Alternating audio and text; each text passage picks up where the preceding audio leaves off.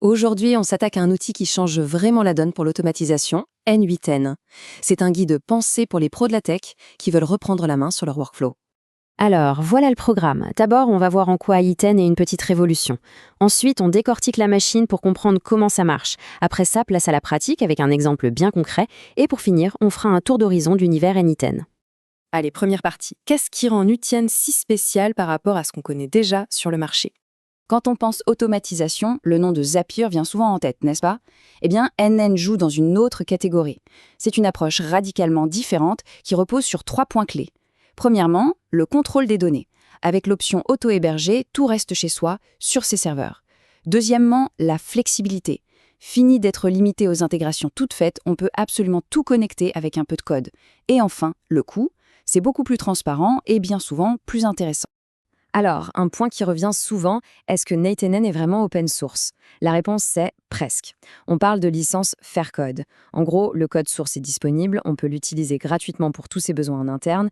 Par contre, on n'a pas le droit de créer un service concurrent basé sur N8N. C'est une façon assez maligne de protéger la viabilité du projet, tout en laissant une liberté énorme aux développeurs. Bon, maintenant qu'on a vu la philosophie du truc, il est temps de mettre les mains dans le moteur. On va décortiquer les concepts de base, les briques essentielles qui permettent de tout construire dans NNN.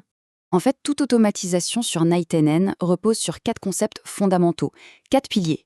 Il y a les workflows, les triggers, les nodes et les credentials. Une fois qu'on a bien compris ça, on a compris l'essentiel de la logique N8N. Alors, comment tout ça s'articule? C'est très logique. Imaginez un jeu de dominos. Le trigger, c'est la pichenette de départ. Ça peut être un nouvel email, une ligne dans un tableur, n'importe quoi. Cette pichenette déclenche le workflow, qui est en fait tout le parcours des dominos. Et chaque domino, c'est un node. Un node, c'est une action. Envoie cet email, ajoute à la base de données, calcule ceci. Et pour que ces nodes puissent parler à d'autres services, comme Slack ou Google, ils ont besoin des clés d'accès.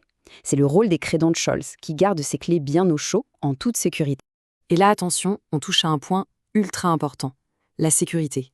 Parce que si ces fameux credentials ne sont pas bien protégés, ils sont stockés en clair.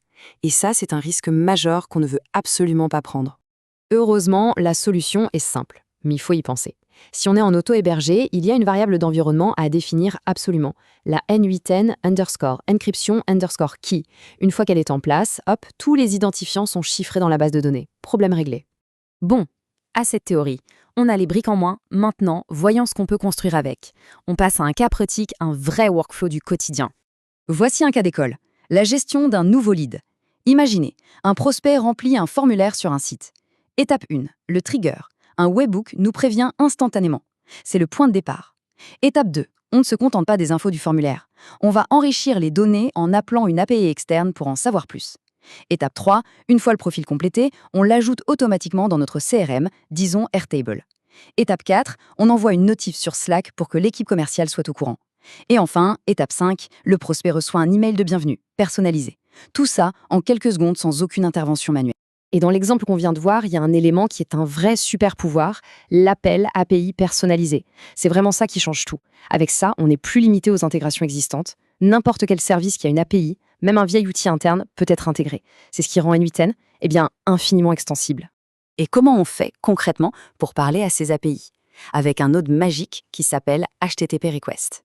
C'est lui qui permet d'utiliser les verbes de base du web. Get pour aller chercher l'info, post pour ancrer, put ou patch pour mettre à jour et delete pour supprimer. Bref, on a la main sur tout le dialogue avec les autres services.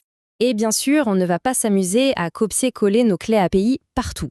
Pour gérer ces connexions perso de façon propre et sécurisée, N8N permet de créer des credentials personnalisés. On les configure une bonne fois pour toutes et ensuite on peut les réutiliser dans tous les workflows. C'est simple, c'est sûr et c'est efficace. Ok, on a vu la philo, la mécanique et un exemple pratique. Pour finir, prenons un peu de hauteur et regardons l'écosystème qui gravite autour de N8N. Alors, comment on se lance? Il y a 2 grandes options. Soit on choisit la version cloud gérée par N8N. C'est la voie de la simplicité. On s'inscrit et ça marche. Zéro maintenance. Soit on opte pour l'auto-hébergement sur ses propres serveurs.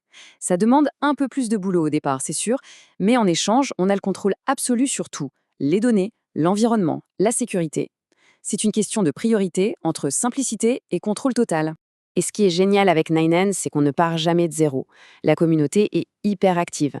La preuve, il existe plus de 800 modèles de workflow déjà prêts à l'emploi. On a juste à chercher ce dont on a besoin, à l'adapter un peu, et c'est parti. C'est un gain de temps énorme.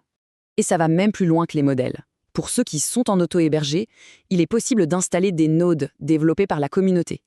Ça veut dire que si une intégration avec un service de niche n'existe pas officiellement, il y a de bonnes chances qu'un autre utilisateur l'ait déjà développé et partagé.